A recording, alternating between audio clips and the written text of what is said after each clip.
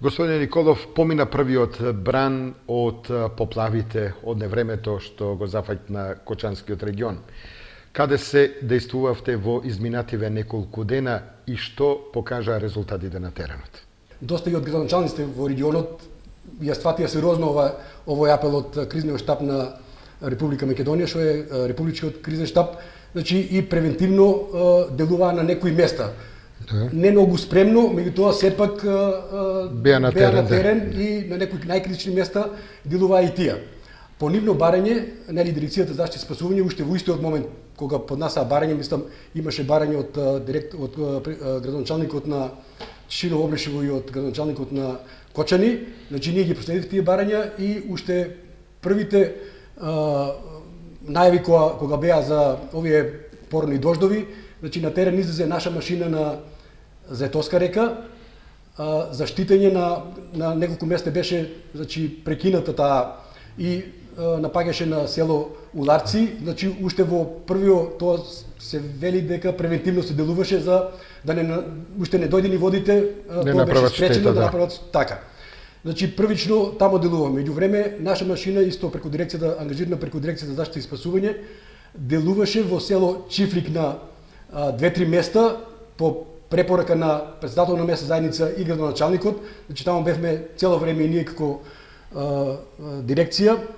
Значи на 2-3 места се прекопа некои пропусти за да не навлезе водата во самото село.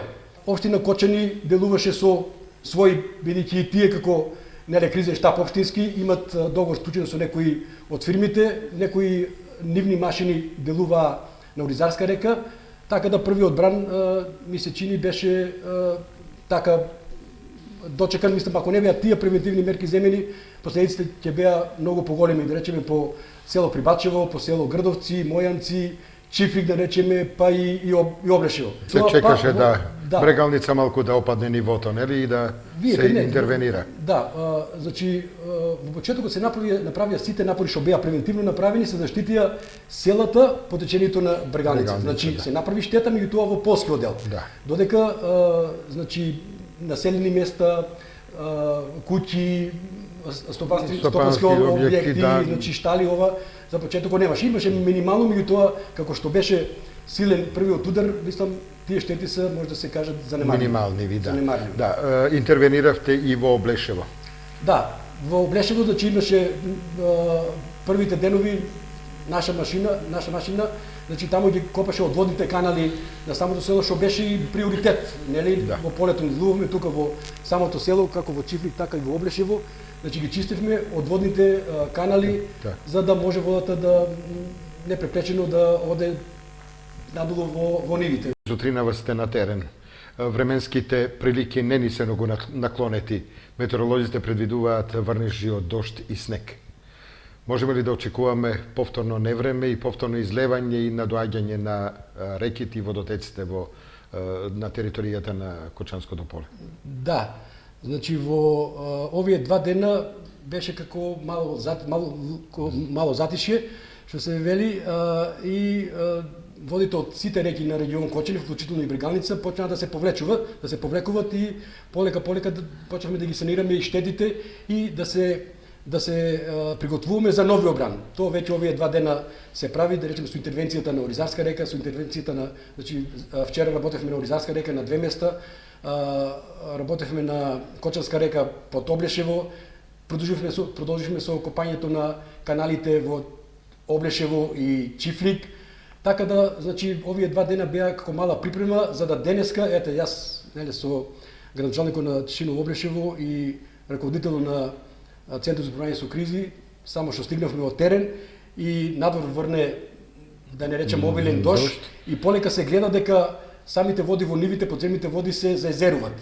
Значи, овој дожд ако продолжи така, значи може да направи уште некоја штета. Да ми кажете каква е состојбата со мостот на река Брегалница кај селото Кочичино. Вие водевте битка за негово спасување. Меѓутоа и за мостот на река Брегалница кон Зрновци. Така, значи пред 2 дена, ноќта негде 10 сатот, имаше најава дека тој мост е веќе има нападнано од водите и почна да се едната ракла да попушта, не да попушта, него оде водата према неа, значи требаше едноставно да се заштити и ние, мислам, преку Дирекцијата за заштита и спасување со една машина од дебони и еден камион насавме материјал на самата стопа. Мостот на Брегалница, неле, исто, тоа е малку постар мост, водите беа стварно страшни, јас на лице место бев и таму, дека стварно огромна вода, имаше попречување некои дрва на самите столбови и мораше да дојде до попуштање. Тој во моментот е неле во прекин за моторни возила, да, сообраќај на моторни возила. До вчера еден ден беше забранет за пешаци, меѓутоа од вчера е пуштен за пролаз, за премин на луѓе, а за возила ќе се види за понатаму. Градоначалникот е во текст, мислам, со институциите кои ја знаат таа проблематика, се надлежи за тоа и мислам ќе бидат правовремено обавестени до каде ситуацијата, дали ќе се мине, дали ќе се реконструира, тоа се малку подруги. Ви благодарам за разговорот и учеството во темата на денот. Благодарам и вас.